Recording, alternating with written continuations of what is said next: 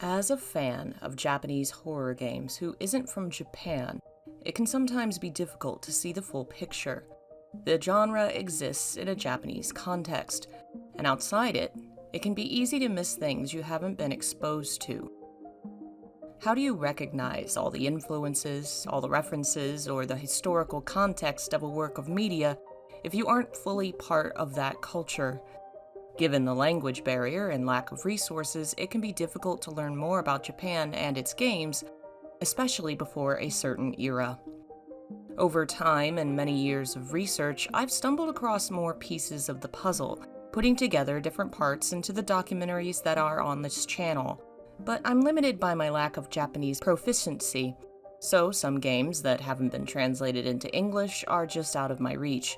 One of those games is Otogiriso, a landmark title in Japan, a major success that invented a new game genre and was an early example of horror in the gaming industry. And I hadn't heard of it despite years of researching the topic myself. Not until sometime around 2020 when I first heard about the game while reading an interview about other game projects.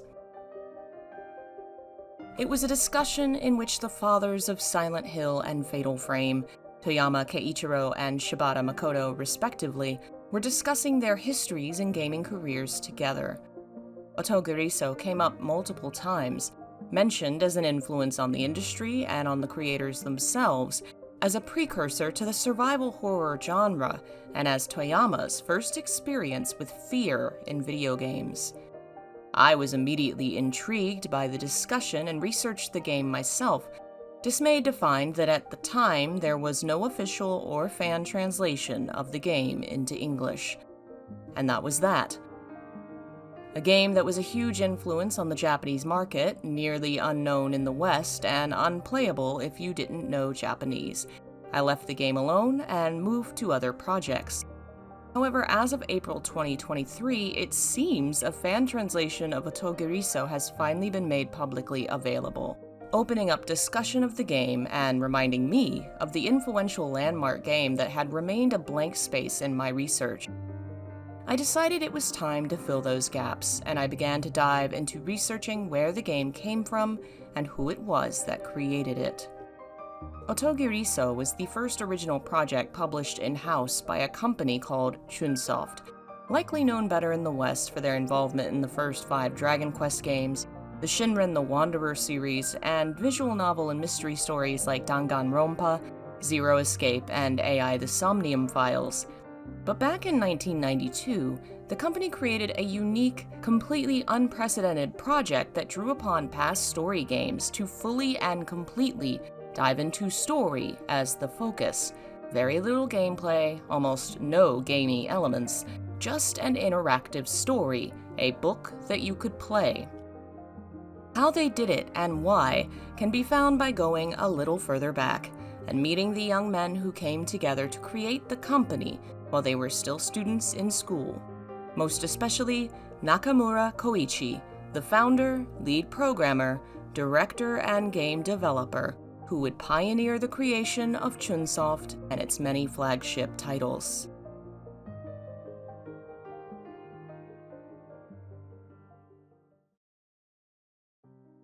Nakamura Koichi was born in 1964 in the Kagawa Prefecture of Japan, and his career as a programmer and game developer began in high school.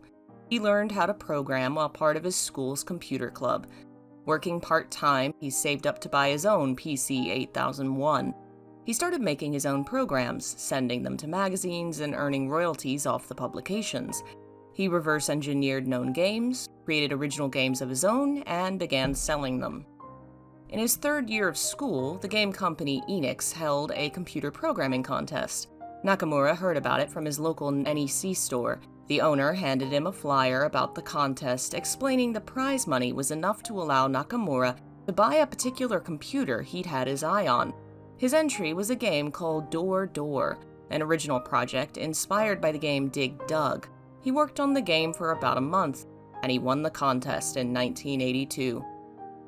It was at the awards ceremony that he would meet many other influential future game developers and people who would come to work on the Dragon Quest series with him, like Hori Yuji. Nakamura's reputation as a rising prodigy programmer was made before he'd even left school. He hadn't intended to make this a career. When he joined the computer club, he'd only been interested in playing games for free every day. Nakamura played games at local arcades, titles like Space Invaders and Circus, and eventually became fascinated with the idea that one day you might be able to have that same experience at home. So he started trying to make that a reality, recreating games he liked in the arcade on his own computer. Programming was fascinating, and it wasn't long before he was hooked to the entire experience. He was having fun, and it slowly evolved into a career. Nakamura moved to Tokyo to attend university, and still had the desire to make his own games. He and his friends would hang out in his apartment, working on games together, and Nakamura figured it wouldn't be any harm to go ahead and register as a company. It started in a one-room apartment while Nakamura was still in his sophomore year. During his spring break, he went around looking at properties to rent, and officially established Chunsoft that April in 1984. He was just 19 years old. In those early days, the team was small, consisting of 3 to 4 programmers working alongside Nakamura, and a singular artist working on graphics, most of them still college kids following their passion. One of them was Nakanishi Kazuhiko, who would become the company's PR manager. Nakanishi and Nakamura attended the same class at the University of Electrocommunications in Chofu, Tokyo, and apparently came to know each other because of their student ID numbers. During conversation, Nakamura was surprised to hear Nakamishi speaking in the Hiroshima dialect, and he consequently felt close to the man. They started hanging out, with Nakanishi going in and out of Nakamura's home, which was the hub of the company in those early days, and he slowly became involved in the group's activities. He would later establish the company's sales, advertising, and public relations departments, taking over outsourcing and external affairs in 1992. The name for the company came from the Chinese tile-based game Mahjong. One of the tiles is called Chun, and the word had become a nickname for Nakamura when he was in high school. Since the symbol for Chun and the first part of his last name is the same, he would later turn the tile into the company's name, Chunsoft. Another major figure in the company's history was Asano Kazuya. He was born in Amagasaki in the Hyogo Prefecture of Japan in 1963 and graduated from the sociology department of Konan University in 1986. His career began at Uchida Esco, a computer company, but he already knew he wanted to work in games. It was a Chunsoft game that first inspired his desire to work in the industry. Having finished playing Dragon Quest II, he knew he wanted to work on making Dragon Quest III. But back then, the infrastructure of the games industry that exists in Japan today, the training schools, outreach programs, and various internship-style systems that bring in new talent to the industry, just didn't exist. With no other ideas in mind, Asano started looking for company information on the back of game manuals and magazines, calling the companies directly to look for work. He was still a student at the time and was incredibly nervous making the calls. Eventually, a friend informed him that Chunsoft was looking for employees using advertisements in magazines, and he decided to make the call. His tenacity won out when he received the chance for an interview that would lead him to meet Nakamura Koichi. The interview was apparently normal for the first 5 minutes. Then Nakamura offered Asano a cigarette and began discussing how interesting he found the game Pac-Man. It developed into an excited 2-hour-long discussion of video games, and afterwards Asano went home unsure if he'd been interviewed or if they'd just been chatting. Either way, he got the job and joined Chunsoft in 1987. Later, he would learn that most of the applicants who responded to the magazine ad were actually elementary and middle school students. Asano was the only one of 40 applicants who was an actual adult. Starting the job was a bit rocky, since he didn't actually hear from Chunsoft for some time. The company was very busy working on Dragon Quest III. so busy they didn't have time to contact the man they'd decided to hire. Asano, afraid he would be forgotten, eventually managed to come in on his own to see if he'd got the job. As he entered the floor, he heard yelling from the next room. You're late. Hurry up." Nakamura brought the new hire in to meet this team member, even as the man continued yelling at his computer for being slow. But when introductions began, the man was normal and polite, introducing himself as Yamana Manabu, the programmer of Dragon Quest. Yamana Manabu became interested in games in high school when he saw a TV special featuring Naito Hiroshi, a part-time games programmer who was still in school. Inspired by his example, Yamana applied to Ample Software and began developing games for the MSX. He would later work alongside Naito on the Dragon Quest series. He left Ample Software for Chunsoft in 1986 and worked on the main programming for the Dragon Quest series, and specifically created the AI for the battle system in Dragon Quest IV on NES. Once he graduated from university in 1991, he became director and head of the development department for Chunsoft. Yamana was apparently well known for his colorful character in the office, and for hitting computers out of frustration. Years later, at a reunion party, he would publicly apologize for breaking his computer. During the storytelling at the party, it was also revealed a subsequent broken vacuum cleaner could be laying on his shoulders after the vacuum broke from sucking up pieces of the broken computer. Prior to joining Chunsoft, Manabu had known of Nakamura Koichi as a genius programmer from his magazine work, and was surprised to find when they met that the man was down to earth and easy to talk to. For Otogiriso, Yamana would work as the development director, working alongside Omorita Fukashi and Masuda Kenichi in development. Chunsoft was focused on developing the Dragon Quest series in the mid-80s, but Nakamura Koichi was already considering how to create a new project even then. Working on Dragon Quest led Nakamura to realize how incredibly limiting the video game world had become. The barriers to entry were high. A person trying to play a Dragon Quest game had to understand a lot of features that weren't universally known, like HP, MP, leveling mechanics, battle mechanics, and much more. RPGs in particular, and games in general, had developed a language and style that was becoming more complex, and much harder to introduce to the average person on the street. Nakamura decided he wanted to create an experience anyone could play, something universal and simple to understand. To do so, he wanted to use proper Japanese kanji to allow the player to read full sentences and explanations on the screen. Games at the time used hiragana rather than kanji for their text. Kanji are complex symbols which represent specific words, while hiragana is a syllabary where each symbol represents a sound. Speaking to friends and family members, Nakamura found many people struggled with games because the text was only in hiragana, which made it harder to read. At the time, it was impossible to display full Japanese sentences due to the lack of memory, but Nakamura realized that a game which allowed for full sentences in kanji would be more accessible to a larger audience, and he wanted to give it a try. In the West, there were quite a few games being released along the lines of Nakamura's idea. Games like Zork, text-based adventure game that gave the player written prompts and allowed them to choose their subsequent actions. Nakamura liked the way these games encouraged players to engage their own imaginations, and convinced him of the fun of playing with text. Then came 1990 and the release of the Super Famicom, or the SNES, a 16-bit console that was capable of using more text than its predecessor. In fact, it could render kanji. The timing was perfect, and Nakamura and his team began full steam ahead coming up with what the first internal Chunsoft game was going to be. Most of Chunsoft was still focused on the Dragon Quest series, about 80 or 90%, Asano estimated. But that small remaining chunk was busy trying to formulate what the new project would be. All kinds of wild ideas were floated around, trying to find something that fit with the new console, what games were popular at the time, and what the team already knew, which led to the idea of blending Dragon Quest with SimCity at one point.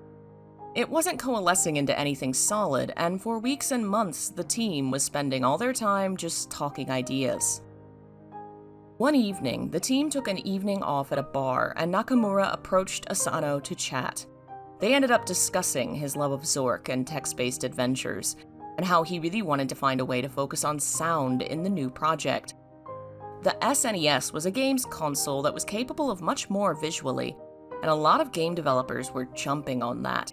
But he hadn't seen any focusing on how much the possibility for sound had evolved. The idea brought a memory to Asano's mind of a novel called Bigeko by Tsutsui Yasutaka. He read the serialization in a magazine during high school, and around the edges of the story, there was a section titled Songs I Want You to Hear, which listed music that was thematically relevant to the story at hand. The idea of combining thematic music with a book struck him, and he shared the idea with Nakamura. The sound novel was born.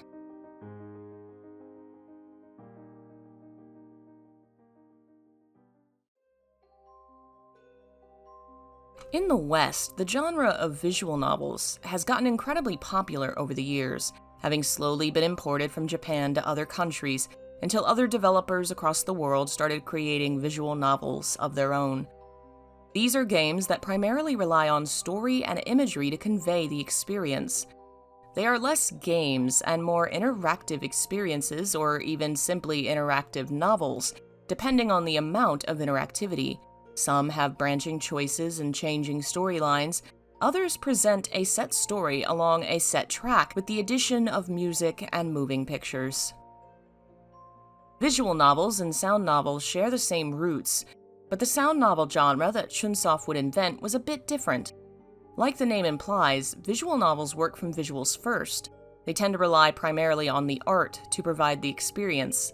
The sound novel was going to rely on sounds instead, like an audiobook with timed sound effects and thematic music.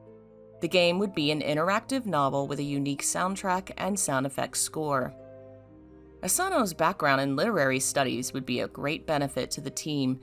If they were making a novel-based game, they would need a story, and Asano would be the writer. He'd entered the game industry because he'd felt that eventually, as games progressed and evolved, the industry would need people like him, writers with literary backgrounds, and not just science types. He was proving himself right. Alongside his writing background, he also had some experience with theater as a member of his school's theater club. He enjoyed how the staged performance was so carefully timed with lighting and music cues to increase the emotional response, and that was the energy he wanted to convey in Otogiriso. He would choose to set this story not in a Japanese setting, but a Western one, using a local Western-style building as an influence. Photos of what looks like the exact same building appear in Otogiriso's game manual. But what kind of story or style should he work with? Was he to write in the style of television and movies, or like it was a traditional novel? Should it be heavy with dialogue or more internal and descriptive? He eventually developed a narrative outline with multiple branching pathways, because it seemed clear to him the game would be more fun if it could change. But the story itself would be handed off to a professional novelist, a man with a career outside the game's industry, Nagasaka Shukei, a TV writer and award-winning novelist who happened to be between jobs at the time. He would take Asano's outlines and notes and develop the final script and story of Otogiriso. During production, Asano and Nagasaka worked closely together. According to Asano's Twitter account, the writer also brought along 2 apprentices, Yamazaki Osamu and Suzuki Takashi. The 4 of them would develop the narrative together.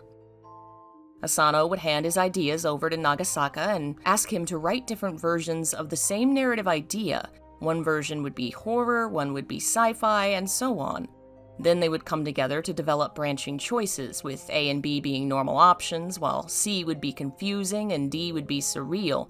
From all these variations, they eventually pulled together a final narrative they liked, over the course of multiple meetings between them. Asano describes these interactions as exhilarating and insanely interesting. The final story quickly became horror. Trying to imagine the type of interactive story that would truly draw in a person playing by themselves, horror immediately appealed to Asano. as something suitable for an immersive atmosphere that would shake people's feelings. He also just really wanted to write something scary. The original design of the game didn't use any artwork at all. The words of the story would appear on top of a texture that resembled rice paper, with music and sound effects, but no visuals.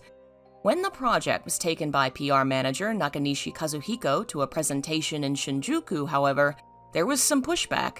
Then there was an interview in a magazine that featured the game that also received some negative feedback. It wasn't entirely believed that the project would sell at the time because it was unprecedented and the lack of any art was disliked. Eventually, the team would add simplistic thematic still images that implied the emotions and situation the character was in. Nakamura was very aware of the face of his game during its creation. The text was the major focus, so designing its appearance was important. How would it look? How would it appear on the screen? Do they show a single sentence at a time, or a paragraph, or divided by commas? At one point, the team tried a karaoke moving style, which didn't quite look right. Eventually, they settled on the simplistic appearance of the words on top of the game's image, with each character appearing one by one, and a button prompt that would summon the next sentence. It was a look that was very unique at the time. The story and appearance of the game was coming together, but what about the gameplay itself? Sure, it was a text-based adventure novel, but any game has to have a style of gameplay. At the time, there were a lot of adventure games that leaned towards heavy difficulty. The player was often capable of making game-breaking mistakes or locking themselves out of routes, or being unable to see new content even through multiple playthroughs. Nakamura had already felt games were too alienating to most people. He wanted his adventure game to be completely accessible. At no point would the player be locked out or confused. There would be no dead ends or failure points. Without any options more difficult than making choices between responses, no examine object or place item or commands of any kind, the player wouldn't be caught confused in a scenario where they couldn't figure out the correct prompt. The team's policy was that of making a game where you can see the ending, no matter what you do. They were considering the general public, and especially women, who were not a large demographic of the game scene in Japan at the time, but they were avid readers. Otogiriso was an attempt to appeal to those audiences that traditional games left out. At first, it wasn't sure if it would be a hit. Before the game was released, they debuted it at a game show, Famicom Space World, likely in 1991 or 1992, with a haunted house-themed exhibit. And while many players seemed to enjoy it, there were a large number who actually asked the staffers when the game was supposed to begin. The idea of selling a game that was solely an interactive novel was still very new and strange. Was it too strange to sell? The game was released on the SNES in March of 1992, Chunsoft's first in-house publication. They started with an initial 120,000 units. Nakamura remembers wishing they'd sold more at the time, but thankfully, the game kept selling. 10,000 units here, 20,000 units there. The game was often sold out in stores, and word of mouth started to spread, talking about the game as a mysterious and strange experience that led others to seek it out from curiosity.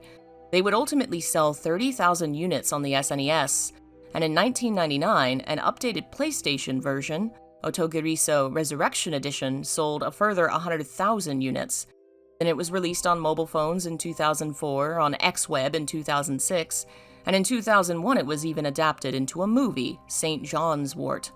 The game was officially a success. More than that, it was a classic. Search for information on the game today and you'll find multiple Japanese articles and blog posts discussing the atmosphere and energy surrounding the game at the time.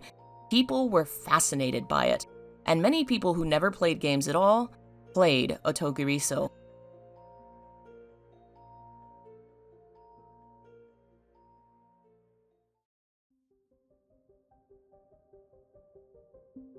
The success of Otogiriso would lead to a sound novel series, continuing with Kamaitachi no Yoru in 1994 and Machi in 1998. All three were majorly popular, and the first two incredibly financially successful. While the third, a very ambitious project that involved live actors and a full city of interactive events, unfortunately cost too much, and a proposed sequel was cancelled. But the games are central to the development of the novel and story-focused game genres, and are all much beloved by game developers, historians, and general fans in Japan. Nearly all of them were ported multiple times across multiple consoles, received radio and television adaptations, and the team behind them would continue to develop sound and visual novel-themed games for decades to come. The creators who made the game were somewhat surprised. Asano himself had been frightened the game was too different to succeed, and was relieved to find he'd been wrong to worry. He would continue working on the sound novel series and would remain at Chunsoft until 2002, when he decided to go freelance. He still collaborated with the company and his old friends from time to time. Over the years, he's worked on all kinds of projects, games for the PSP and mobile devices, novelizations, including a sequel to Otogiriso, translations, critiques, and even lectures on video games. Currently, he is a game director at Tech Life. Yamana Manabu would also leave Chunsoft eventually, after working on many Dragon Quest titles as well as Otogiriso. In 2002, he founded Genius Sonority with Nintendo, and has since been heavily involved in Pokemon projects, like XD Gale of Darkness and Pokemon Colosseum, both of which he directed. More recently, Sonority has been behind the Pokemon Cafe phone game. Otogiriso's art director, Futaba Satoshi, was also in charge of graphics for Dragon Quest III, IV, and V, working on everything from character design to UI.